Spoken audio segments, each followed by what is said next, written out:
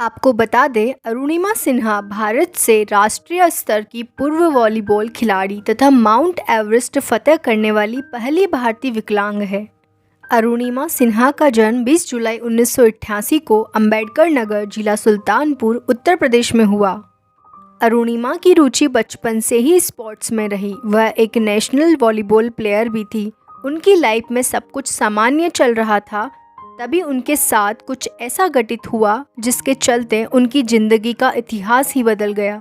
क्या थी वह घटना जिसके चलते उन्होंने नए कीर्तिमान रच दिए? आइए जानते हैं। अरुणिमा सिन्हा 11 अप्रैल 2011 को पद्मावती एक्सप्रेस से लखनऊ से दिल्ली जा रही थी। रात के लगभग 1 बजे कुछ शातिर अपराधी ट्रेन के डिब्बों में दाखिल हुए और अरुणिमा सिन्हा को अकेला देखकर उनके गले की चेन छीनने का प्रयास करने लगे, जिसका विरोध अरुणिमा सिन्हा ने किया तो उन शातिर चोरों ने अरुणिमा सिन्हा को चलती हुई ट्रेन बरेली के पास बाहर फेंक दिया, जिसकी वजह से अरुणिमा सिन्हा का बायां पैर पटरियों के बीच में आ जाने से कट गया। पूरी रात अरुणिमा सिन्हा के कटे हुए पैर के साथ दर्द से चीखती चिल्लाती रही। लगभग 40-50 ट्रेन गुजरने के बाद पूरी तरह से अरुणिमा सिन्हा ने अपने जीवन की आस खो चुकी थी, लेकिन शायद अरुणिमा सिन्हा के जीवन की किस्मत को कुछ और ही मंजूर था। फिर लोगों को इस घटना के पता चलने के बाद इन्हें नई दिल्ली के AIIMS में भर्ती कराया गया, जहां अरुणिमा सिन्हा अपनी ज़िंदगी और मौत से लगभग 4 महीने तक लड़ती रही और ज़िंदगी और मौत के जंग में अरुणिमा सिन्हा की जीत भी हुई। और फिर अरुणिमा सिन्हा के बाएं पैर को कृत्रिम पैर के सहारे जोड़ दिया गया।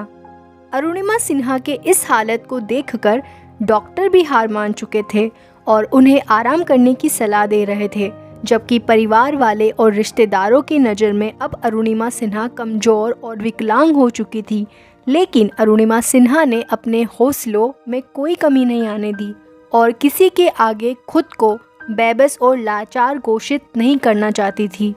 वो कहते हैं ना, मंजिल मिल ही जाएगी भटकते हुए ही सही, मंजिल मिल ही जाएगी भटकते हुए ही सही, गुमराह तो वो है जो घर से निकलते ही नहीं।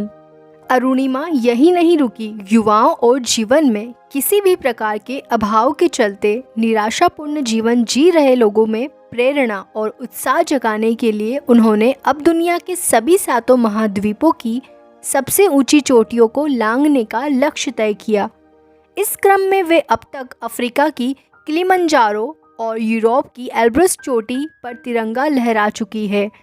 दोस्तों, अरुणिमा अगर हार मानकर और लाचार होकर घर पर बैठ जाती तो आज वह अपने घर परिवार के लोगों पर बोझ होती।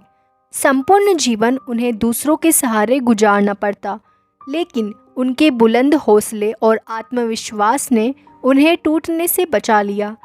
दोस्तों, मुश्किलें तो हर इंसान के जीवन में आती है, लेकिन विजयी वही होता है जो उन मुश्किलों से बुलंद हौसलों के साथ डटकर मुकाबला करता है।